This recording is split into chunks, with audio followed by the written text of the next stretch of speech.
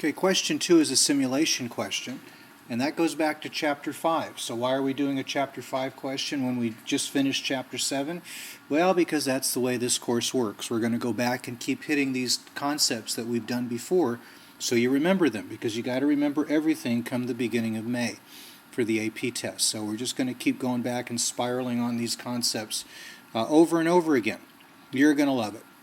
So this is a simulation question, and what we need to do is simulate a couple having kids until they have a girl or they have 4 kids, whichever comes first. So what I'm going to do here is I'm going to get out my calculator again, because that's going to be the easiest way to do that. And I think I'll just kind of shrink that down a bit. Okay, and we need to construct 25 simulation trials. So we'll go ahead and do that with our calculator. First thing we need to establish is what is going to represent a boy and a girl. So let's do this. Let's call a boy a 1.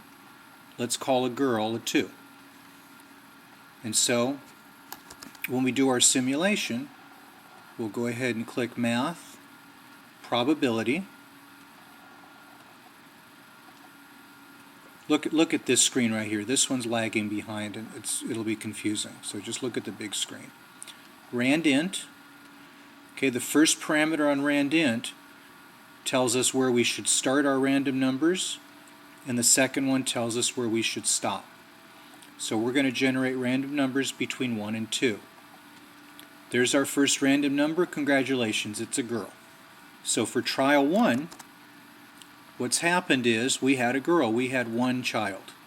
Because notice they're saying on average. Oh, what does it mean when you see average? You're looking for mu again.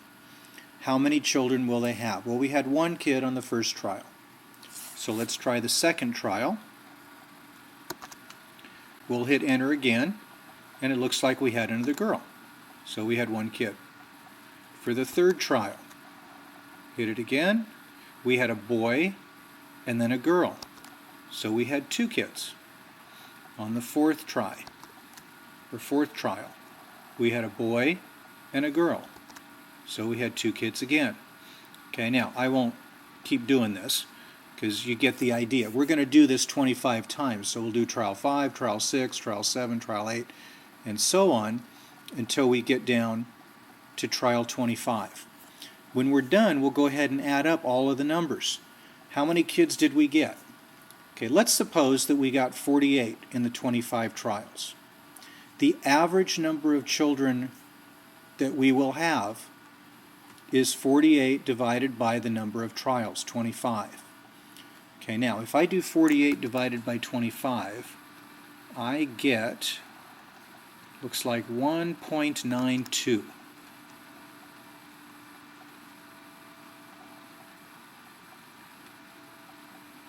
.92 children. So that's my average value. Okay, now here's the mistake everybody makes. They say, well, you can't have 1.92 children, so we're going to round it up and make it 2. That is wrong. You don't ever round averages. Don't do it. Okay, I know we can't have 0.92 of a kid, but on average, if we look at many couples who follow this strategy, they will on average have 1.92 per couple. It's not that a couple actually had this many, it's just looking at an average over lots and lots of cases. So that's why we don't ever round averages, so don't do it. If you did that, you lost 2 points, and that's going to hurt, but I know you're never going to do it again. There's going to be a question about this on the AP test, so be prepared for it. Okay, let that sit for a second here.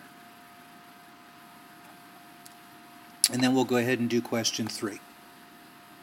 Okay, question 3 talks about a lottery. It's right here. This is question 3, starting right there.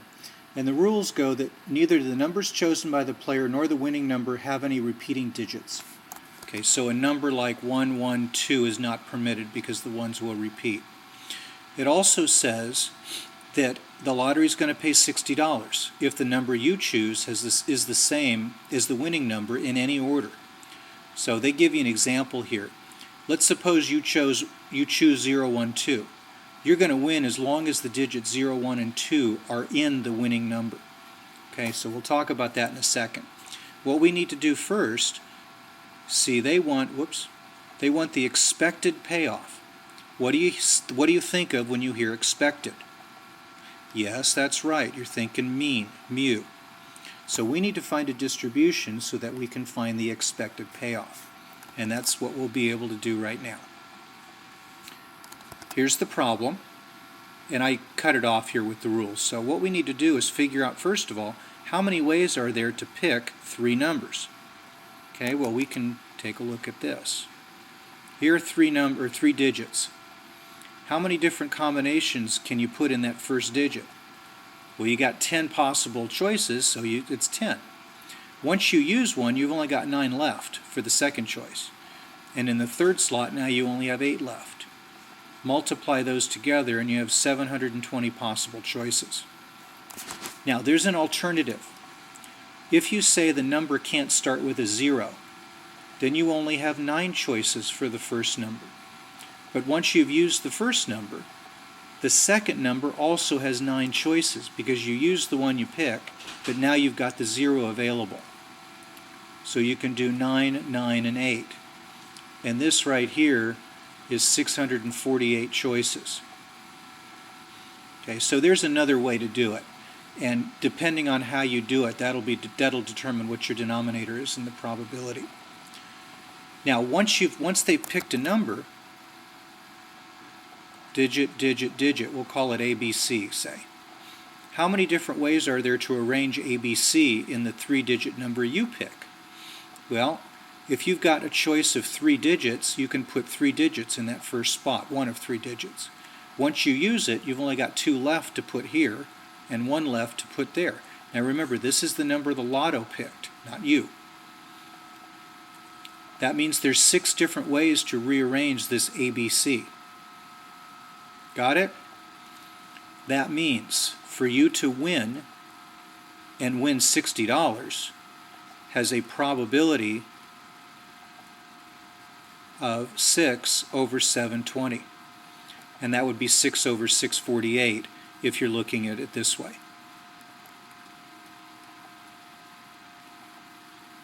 How about losing? You're going to lose $1, and that's going to happen with probability 714 over 720. Let's go ahead and multiply the xi and the pi. This is 360 over 720. Negative 714 over 720. Let's add those up, and I have to get my calculator. That's going to be negative 354 over 720, and that ends up being about 49 cents. So negative 49.17 cents. That's the average. On average, for every dollar you bet, you're going to lose 49.17 cents. Cool. Not a very good game. Don't play it. There is one variation on this. If you think about it the way the lottery is really played, basically you pay your dollar and you've lost it right there. If you end up winning and they pay you $60, you've really only won 59. So rather than a 60, you put a 59 here. The analysis works exactly the same way, and that's why you get full credit no matter how you do it. 59.60 or 648 or 720, doesn't matter. As long as your numbers carry through, it works fine. That'll, of course, change this a little bit. Your dollar amount loss, I think, will end up being exactly 50 cents. The answer really isn't important. Showing the work and doing the work correctly is. So there's number 3 for you.